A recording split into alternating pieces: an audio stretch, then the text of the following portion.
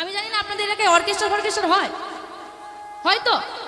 আচ্ছা, আমাদের মতো অল্প বয়সী মেয়েগুলো কিরকম পোশাক পরে নাচে দেখেছেন? দেখেছেন? আচ্ছা, কারা দেখছে অনুষ্ঠানগুলো? যদি তোমরা না দেখো চলবে কি তাদের? চলবে না। তার মানে তোমরা চাইছো বলে সে পড়েছে।